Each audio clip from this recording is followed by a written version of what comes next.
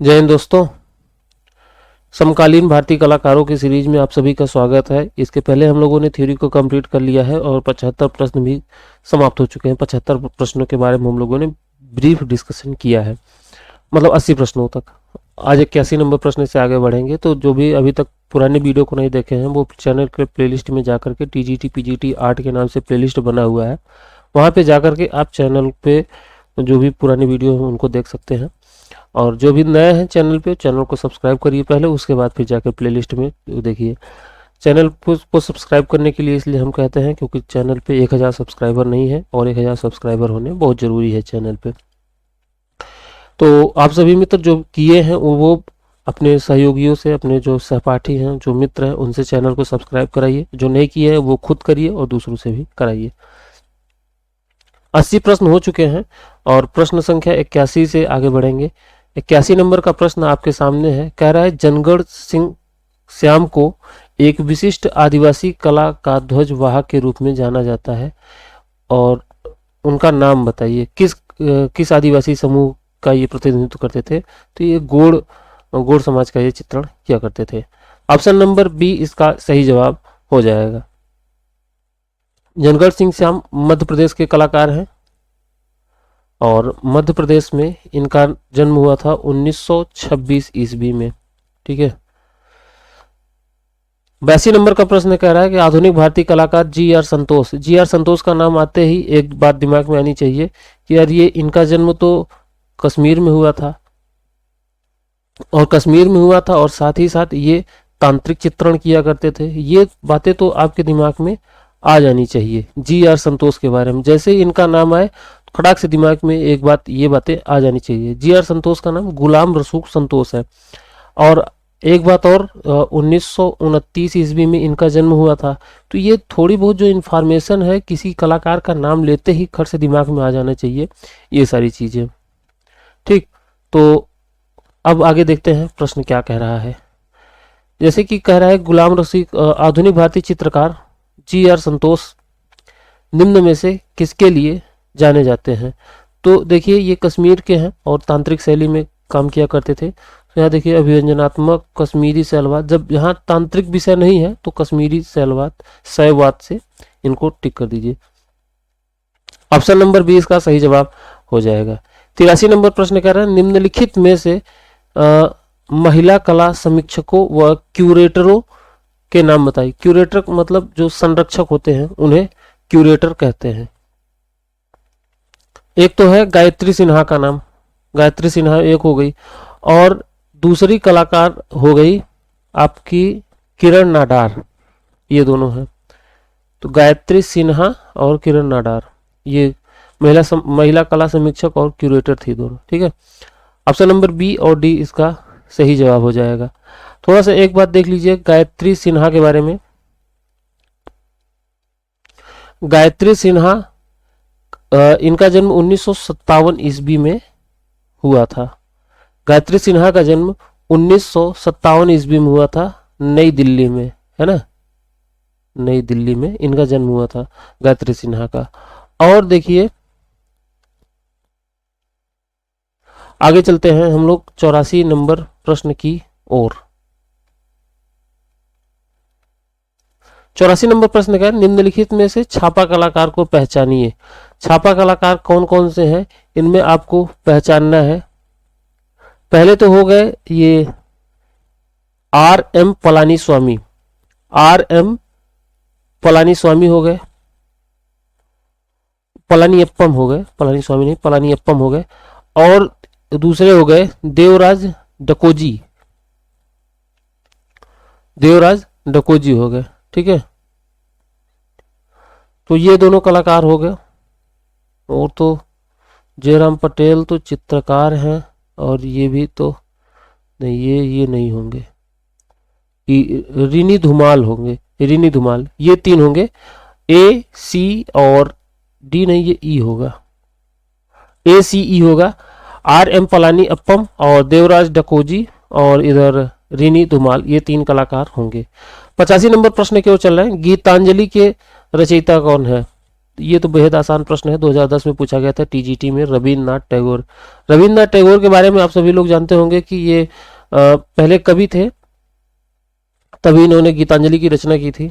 और 1861 ईस्वी में इनका जन्म हुआ था पश्चिम बंगाल में। और इन्हीं के पीढ़ी के लोग हैं अवनींद्रनाथ टैगोर, जिन्हें चित्रकला का गांधी भी कहते हैं। और देखिए, ये अपने उम्र के 66वें वर्ष में इन्होंने चित्रण कार्य शुरू किया था। 66वें वर्ष में, कहीं कहीं 67वें वर्ष लिखा रहता है, तो आप लोग ये थोड़ा सा देख लीजिएगा, ठीक है। और ये अमूर्तवादी चित्रकार थे, अमूर्तवादी चित्रकार थे। इन्होंने अपने चित्रों की पहली प्रदर्शनी 1930 ईस्वी में पेरिस में किया था।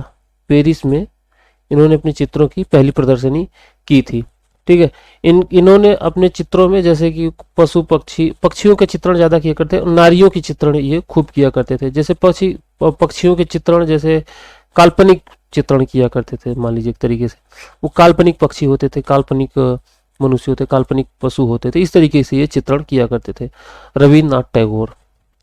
और ख़ास बात ये है कि ये बंगाल शैली के कलाकार नहीं थे, ठीक है, बंगाल शैली के कलाकार नहीं थे। गीतांजलि के चित्रों को कौन बनाया था? तो गीतांजलि के चित्रों को बनाने का काम किया था नंदलाल बोस ने। चलिए आगे चलते हैं। और 86 नंबर का प्रश्न आपके सामने है। और 86 नंबर का प्रश्न आपसे कह रहा है मिश्रित माध्यम में कार्य करने वाले कलाकारों का नाम बताइए।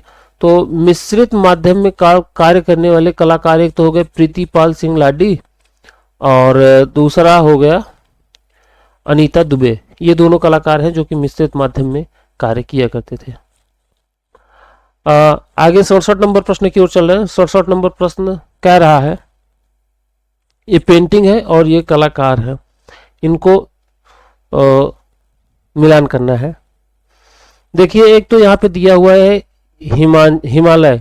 हिमालय का चित्रण तो हम लोगों ने देखा था कि निकोलस रोरिक ने किया था। निकोलस रोरिक उस समय के यूएसएसआर देश से संबंधित थे, वर्तमान रूस से। और 1877 में इनका जन्म हुआ था रूस में। और उसके बाद फिर ये वहाँ से होते हुए रूस से चले, फिर इधर मंगोलिया होते हुए चीन में आए, उसके बाद फिर भारत में आकर के हिमाचल प्रदेश में वहीं पे रुक गए थे। हिमाचल प्रदेश में अपना रुक गए थे, वहीं पे अपना फिर कुल्लू में रुके थे और वहीं पे अपना चित्रण कार्य किया करते थे। और चित्र कार्य में हमेशा हिमालय का ही चित्रण इन्होंने किया है बेहतरीन तरीके से। तो एक तो कलाकार अपने सामने तो ये हो गए जो जिनके बारे में हम लोग बेहतरीन तरीके से जानते हैं। और देखिए, ये हो गए इधर। अब आपके सामने इधर पहले कलाकार में देख लेते हैं। पहले चित्र में गोवर्धन का चित्रण किया है मंजीत बाबा ने। मंजीत बाबा जो कि पंजाब से संबंधित कलाकार है, ठीक। अब देखिए, ये हो गया, दो मिल गए। अब देखिए पाबूजी राठौर पेंटिंग को बनाया था कृपाल सिंह शेखावत ने। इसको यहाँ पे मिलाइए। और कृपाल सिंह शेखावत राजस्थान के कलाकार थे। अब एक बचता है सूर्य नमस्कार को चित्रित किया था जतिन दास ने। तो यहाँ से इस तरीके से ये सारी चीजें मैच हो गई। 88 नंबर के प्रश्न की ओर चल रहे हैं। कह रहे हैं भारत में काष्ठ उत्कीर्ण की शुरुआत किसने की थी? तो काष्ठ उत्कीर्ण के बारे में, सनतकर के बारे में हम लोगों ने कल भी बताया था कि सनतकर ने काष्ठ उत्कीर्ण की शुरुआत की थी। तो ऑप्शन नंबर सी इसका सही जवाब हो जाएगा। ये जलाते थे, उसको काटते थे, फिर चित्रण किया करते थे। सनतकर पश्चिम बंगाल के कलाकार थे और इनका जन्म 1935 ईस्वी में हुआ था। ये काष्ठ उत्कीर्ण में चित्रण किया करते थे, मतलब काष्ठ उत्कीर्ण में काम किया करते थे। ऑप्शन नंबर सी इसका सही जवाब हो जाएगा। 79 नंबर का प्रश्न कह रहा है आपसे कि वृत्त चित्र मीटिंग मंजीत का निर्देशन किसने किया? तो मीटिंग मंजीत का निर्देशन किया था बुद्धदेव दासगुप्ता ने। और बुद्धदेव दासगुप्ता, ये 1944 में इनका जन्म हुआ था। ये फिल्म निर्माता थे और पटकथा चित्रण किया करते थे। इस तरीके से ये बहुत प्रसिद्ध कलाकार रहे हैं। ऑप्शन नंबर ए इसका सही जवाब हो जाएगा, बुद्धदेव दासगुप्ता। मीटिंग मंजीत का निर्देशन इन्होंने किया। 90 नंबर प्रश्न की ओर चल रहे हैं।